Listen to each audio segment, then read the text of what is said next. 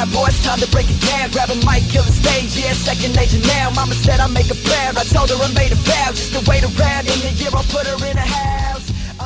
Hey, what's up everybody, this is Nightwing2303 from Nightwing2303.com. Today we have part 5 of the Air Jordan project. This is the performance review on the Air Jordan Retro 5. These released, I think it was last year, 2011. So basically, not wasting too much of your time, let's go ahead and get right into it. So as you can see that we have herringbone traction. This pattern is used on the forefoot as well as on the heel, leaving the midfoot just, you know, plain solid looking rubber, which doesn't matter too much since most of your pressure is going to be placed here on the heel as well as the forefoot area. This worked pretty well, and then there are instances where it did not work as well as it could have. I believe this is mostly from the usage of a translucent sole. I personally feel that solid rubber is just the best, you know, source of traction as far as outsole goes. There are some translucent soles that work perfectly fine no matter what, but this particular setup, I just feel that if it was solid rubber, it would have worked out perfectly fine. There are no Air Jordan 5s with solid rubber that I'm aware of, unless they're in the kid sizes like the toddlers and the infants and all of that stuff. I believe that the grade school sizes have clear as well. So basically, from a front to back standpoint on the forefoot, it worked out perfectly fine. I have pretty much no complaints with it whatsoever. You know, medial and lateral movements, curling around screens, stopping, pushing off to go. Those areas, they were okay. It wasn't the greatest, but it definitely wasn't horrible. It does get worse with more dust. For some reason, translucent soles just like to stick to all types of dirt and debris. So you constantly will have to wipe the outsole here, which, you know, some of us are already used to and things like that. But that's really my only real nitpick with it as far as the forefoot area goes. Other than that, I thought it was perfectly fine. The heel is where I actually had most of my issues with. Upon heel strikes, especially on real quick movements, fast breaks, things like that, or if I was curling around a screen and I'd hit like this and then keep going, as soon as I would hit right here, it would touch that one spot that just doesn't have anything on it. And it was textured when I first started playing in them, but that texture soon wore off. Once that wore off, it slips just a little bit while you start to catch your footing as far as your heel strike goes from your transition. So right when you hit, there's a small slip, not a full slip, just really like just a little, you know, tweak, and it can cause you to hesitate a little bit. So if you're not used to that, that's just something to look out for. It wasn't horrible, but it was something for me where, you know, I rely on that speed, and as soon as I step on the ground, I want to make sure that I'm going to stay there. That little hesitation right there because of that area that has no traction or texture after you use it, that was my only real problem with it. I didn't quite get used to it during the course of my playing time in these, but, you know, for those of you that are larger players, this is probably going to work out perfectly fine for you. If you're a real small, quick guy and you're constantly just running through things, you might want to look for something a little bit different if you wanted to play in actual Air Jordan Retro. As far as cushion goes, it's pretty much the same exact setup that we've seen previously in the Air Jordan 3 and the Air Jordan 4. You have a heel airbag, and then you also have a forefoot airbag. Let me grab these real quick.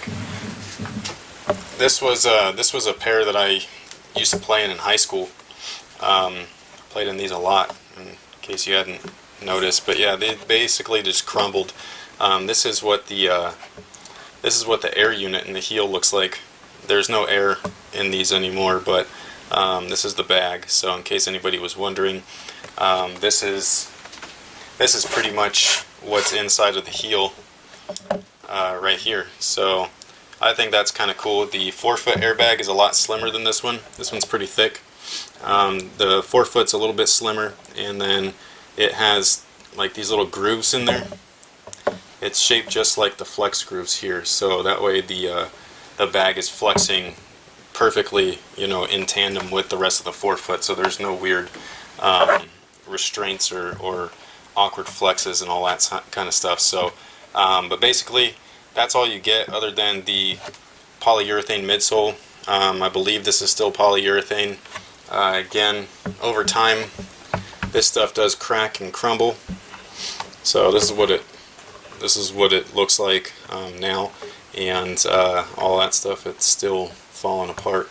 But yeah, you can see in here how the bag kind of sits inside of the grooves. It's all molded to it and all that stuff. So I think that's pretty sweet from a technical standpoint.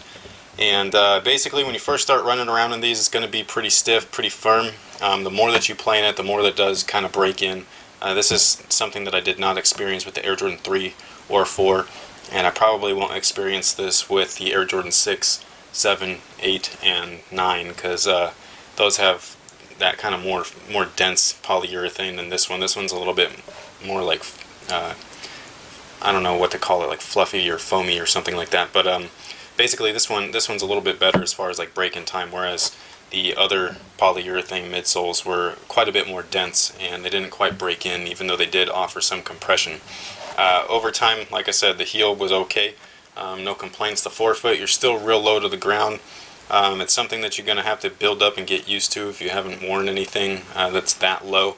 But over time, you definitely get used to it, and it's not too bad. Not as much pain after the fact as I was having in the Air Jordan 3 and 4 with the Air Jordan 5 here. So material and fit.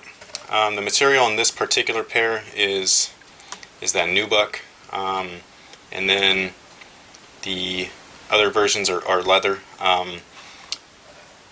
This material, it didn't require much break-in time, if any, which is good, and I like that. However, it just doesn't hold up as good as a leather product would, especially the newer leather products. Stuff like this right here, this is a full grain leather, so once this stuff breaks in, you're pretty much, you know, that's what it is, and it's going to be pretty loose fitting and things like that over time. Same with the nubuck that they use here. The newer leather is that cheaper leather, the split grain. So you have like the leather base, and then over it you have that polyurethane top coat, which gives it a little bit more strength. So that one, as far as material goes, is a little bit more supportive in the long run, and it's a lot more durable as well. Because this stuff, well, you can't see it really on here, but like along the edges and the sides and things like that, like the nubuck just kind of got like wiped off with impact and things like that. So instead of getting a scuff, it ended up kind of like, I don't know what to call it, like smoothing out the material. But other than that, I thought the materials were fine. I just would have preferred to have played in something with the that split grain leather upper, like what we had seen with the Countdown pack. But I was trying to play in the most recent of Air Jordan 5 Retros, which is this guy right here. And as far as the fit goes, I thought the fit was okay. It wasn't anything perfect. The midfoot, it's definitely a good lockdown, and then you have the ability to alternate your lace loops from the top to the bottom here, so you can get additional lockdown throughout the midfoot here, so you can really enclose that in. The top section here didn't have the best heel and ankle, lockdown that it could have offered. I even had to lace these up in the back holes, and it didn't help too much. This was the one that was like actually heavily padded and sculpted to the heel, which was nice at first. Once moisture started to build up, it almost sucked in all of that moisture, and so it kind of like made your foot slide around a little bit more than it should have or could have had there not been a lot of padding there. So it's a good and a bad thing. The forefoot is where I had a problem. I thought the forefoot was a little bit sloppy. If you wanted to, you could go down half a size. You would still have that issue with the sloppy forefoot fit. So just be aware of that. You kind of get used to it, but again, same thing with like that heel traction. When I'd get that little small slip, while in transition, when you're running and curling around the screen, your foot is going to stay planted pretty well because of the traction, but your foot inside is going to slip a little bit and shift left to right, again causing just a slight bit of hesitation on your part. You lose a couple of maybe milliseconds Those milliseconds do count, especially if you're a guard. You want that quick first step, and if you have them beat and then you hesitate slightly just because your foot kind of slips inside the shoe a little bit, that's going to kind of hurt your game, and it's going to cause you to not react as quickly as you could have against your opponent. So in that sense, I thought the fit definitely could have been better. I thought the Air Jordan 3 and the Air Jordan 4 had a way better fit than these, surprisingly, because I was hoping that these would have a much better fit than what they actually offered. As far as ventilation is concerned, you pretty much have the same exact setup as you did with the Air Jordan 4. You have the mesh vents on both the medial and lateral sides, and then you also have that all the way down the tongue. This stuff was slightly less breathable just because of that plastic or rubber coating, whereas the Air Jordan 4 had that like really thin net material, so it really allowed that heat to escape. But when I say slightly, I mean like very, very slightly. Hopefully you're going to be able to see this.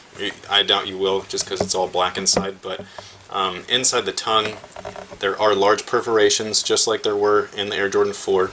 And then all the way at the base of the tongue here, there is a small cluster in a circular motion of more perforations there. So you get a pretty good amount of ventilation throughout the tongue.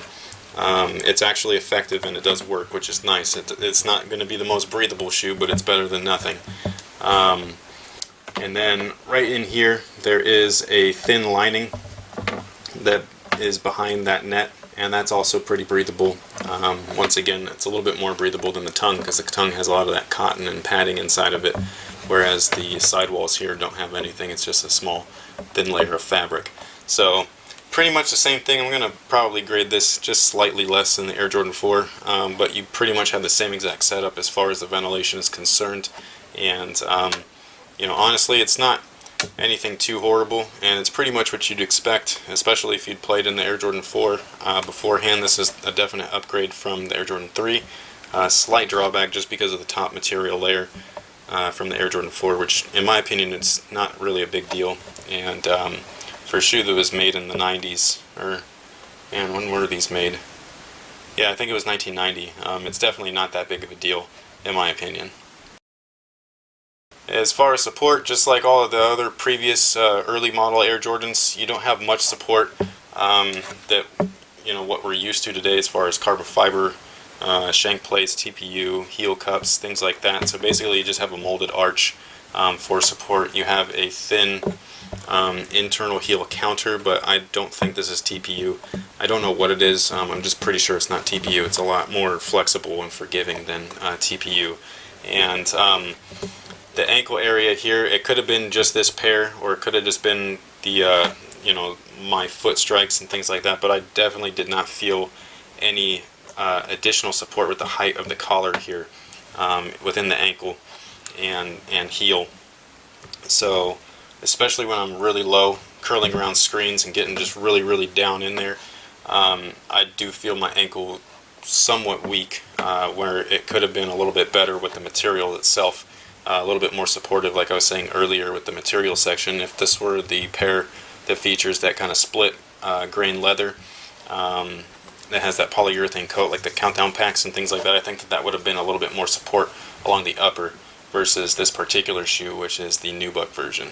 So in my opinion, if you were going to play in a pair of Jordan 5s, I would probably not play in this particular colorway. I'd look for something with a leather upper, personally. I think that one would give you overall a little bit more support than what this one right here. Alright guys, so that pretty much takes care of the performance review on the Air Jordan 5. This is part 5 of the Air Jordan project. Overall, this is a pretty decent shoe. Could be better as far as material upper support with the material itself. I thought that the Air Jordan 3 and the Air Jordan 4 are a lot better in the fit and material department versus this particular colorway here. And then I thought that the cushion was a lot better in this one over time versus the Air Jordan 3 and 4. So it's kind of like, you know, pick your poison in that sense. But you know, pretty much it's a decent shoe. If I was going to pick one to play in, I'd pick one with a leather upper instead, just because of the support factor. So that pretty much takes care of it. Thank you guys for all your support. Thanks for watching. Make sure to stay tuned to nightwing2303.com for all of your performance needs as well as the performance scores. So you can go down in the description box and there's going to be a link to my site there. So thanks again, and until next time guys.